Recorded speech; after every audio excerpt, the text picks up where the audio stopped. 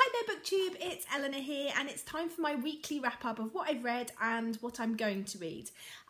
Yesterday you will have seen my RibSat announcement asking for your help deciding on my TBR for RibSat, and I will be posting the verdict on Sunday to start the reading on Monday. So I'm not going to do the what I'm going to read next week portion of this video today because obviously I don't know yet.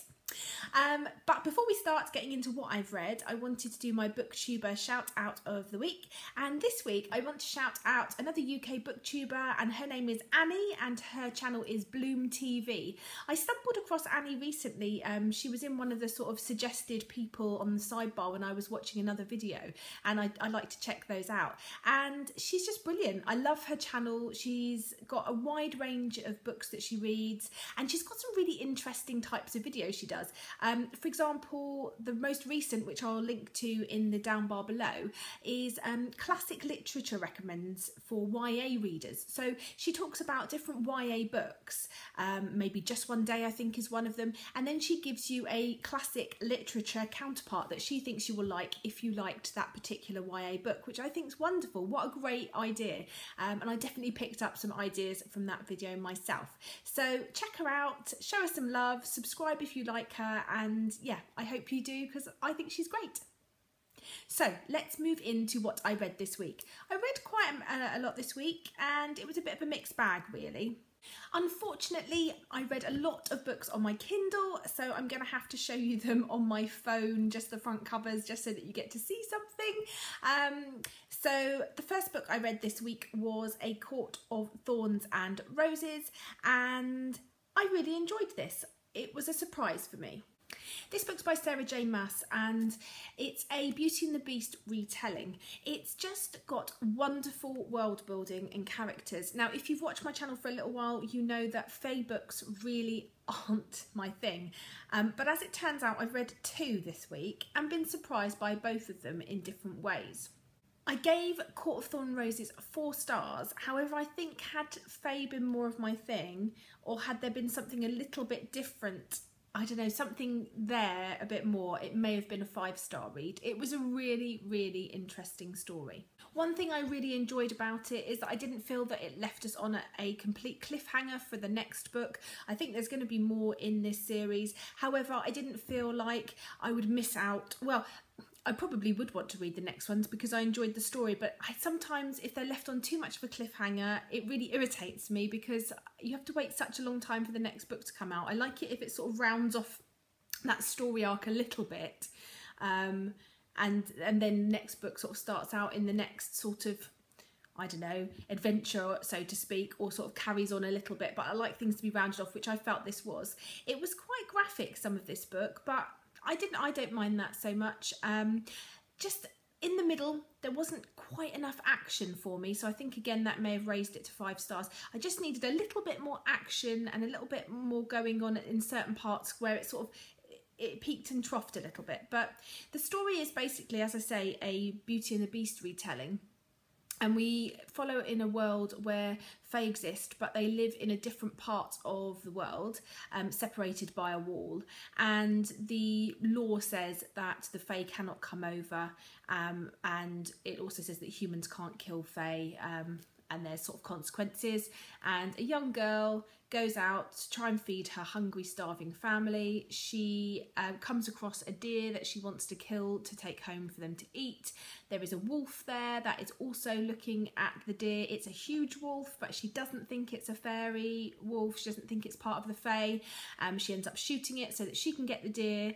And obviously this wolf does turn out to be something else, and the story goes on, but I don't want to say any more because I don't want to ruin it. But I think it's a really solid fairy retelling, and yeah, I was really pleased.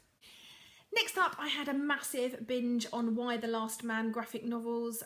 There's 10 graphic novels in this series. I'd already read the first 2 in a bind up, and this week I got volumes 3 to 10 from my library and I binged and read the lot. This graphic novel series follows an event that happens on a particular day and all of the men die instantly, like just like that. They all die, apart from one young man and his male monkey. So all male animals, I should have said, all male animals, all anything male has died. And so the only thing that survived is this one, you know, man, I think he's in his 20s, and his male monkey. And it's an interesting look at this type of story. You know, what would happen if it was just women left? There's also humour to it. It's quite graphic and the concepts are quite adult. But this was a really solid 4-star series for me. It wasn't quite 5-star, but every single one of the volumes I gave 4 stars, and I really, really enjoyed it. It was a really great series to read. Next up was a buddy read with Shelley from Collie of the Wobbles, and that was The Darkest Minds, which is the first in the Darkest Minds trilogy. I'm not sure what this is called, but this is the first in a trilogy. We read this via Goodreads together, and I loved reading with Shelley. I loved like debating what we thought was going to happen, doing some conspiracy theories, and just generally talking about what we were and weren't liking in the book. And I think in general, me and Shelley were pretty much on the same page, although I know she had stronger feelings about certain aspects of the book than I did.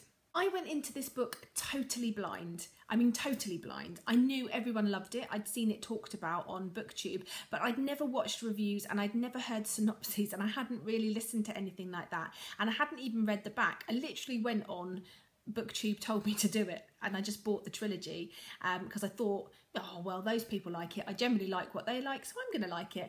And I was pleasantly surprised with what was going on in this book. It wasn't what I was expecting, and I liked it. It was quite complex in its world building, and I felt like my enjoyment built as the book progressed. So this is a story where children start, when they hit puberty, to develop powers. And the adults are scared of these powers, and so they put the children in facilities and they rank them in different colours depending on what ability they've got. You know, if they can move things with their mind, that might be a particular colour. If they can manipulate people, then that's another colour. You know, so they're all ranked in colour. They're all in these facilities. They're not treated very well, and it's just about this world and what happens when this particular girl, who we follow throughout the story, breaks free or is helped to break free. I couldn't give this more than 4 stars, and there was a few reasons for that. I did enjoy it, but it took me a long time to really connect with the characters, and still even at the end I think the main 2 characters that I connected with were Chubbs and Zoo. I didn't really connect with Ruby, who was our main character. I didn't feel an awful lot for her, and you know, I struggled with that because I like to have an emotional attachment to my main characters. I am going to continue reading the series. I'm going to give it a good shot because I am interested in what's happening, and also I do own the other 2 in the series, so I feel it would be silly not to. There was a couple of scenes in there which I don't want to talk about because I don't want to spoil anything for anyone that hasn't read it, that I was a bit uncomfortable with. But for me, it was a good 4-star read. The last book that I have completed this week is City of Fae by Pippa da Costa. This was a NetGalley arc that I was sent, so it was on my Kindle, and this again was a Fae book. I must have requested quite a lot of Fae stories over a particular week, and again this was a surprise for me. So I should say I've got quite a lot of NetGalley books at the moment to get through that are all coming out over the next few months. And so what I've been doing is I had a little jar and I've written the names in. And when I haven't got a buddy read, or I'm not reading something off my TBR and I fancy something else, I'm just picking one out because I'm really struggling to choose which ones to go for. So I'm just picking them out and I have to read those ones. And so City of Fae, when it came up, again, I probably would have struggled to sort of get to myself, but because I picked it out, I knew I had to read it, and I did, and I was really, really surprised. So I had that instantly going in thinking, Fae, oh, it's not really my thing. Also, at the very beginning of the book, I thought, oh my God, there's going to be insta-love and it's just going to irk me. But, I didn't feel there was. This was a phenomenal plot with characters and intricate world, and I just thought this was absolutely brilliant. I loved the idea behind it. Pippa da Costa's really written a very good series starter here.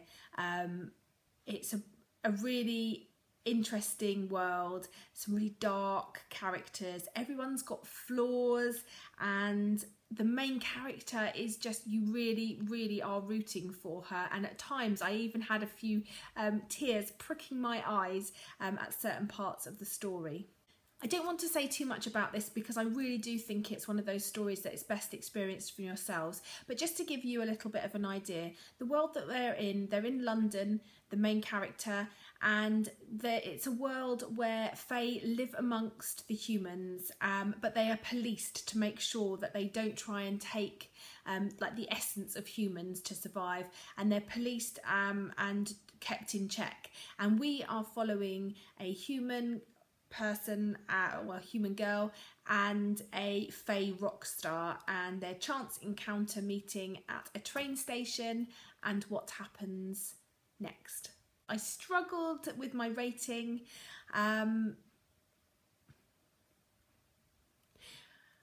And I don't really give half stars, and I really struggled with this. I toyed between 4 and 5 stars. I'd like to give it 4.5. There was just something not there for the 5. So I'll say 4 and 4.5, but I rated it on Goodreads as a 4 because I'm just not sure, but I'm definitely, if another one comes out in this series, I'm definitely in there. So check Pippa DaCosta's City of Fae out if you liked the sound of that. So as you're watching this, I will be on holiday. Yay!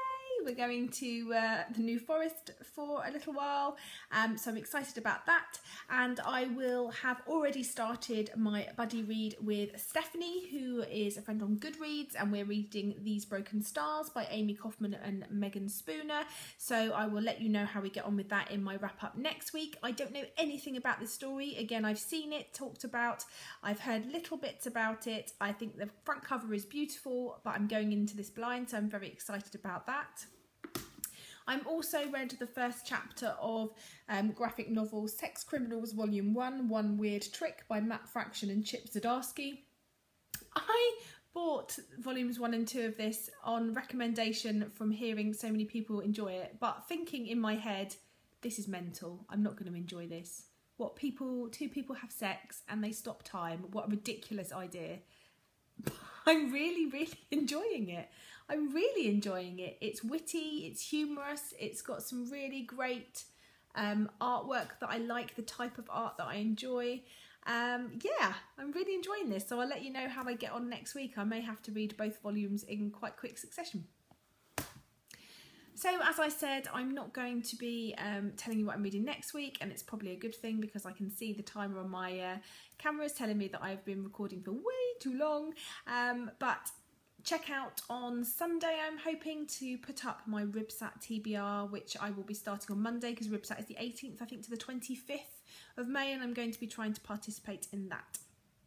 Okay, well, thanks for joining me today, and let me know if you've read any of these and what your thoughts were. And as always, I look forward to speaking to you soon. Bye for now, Booktube.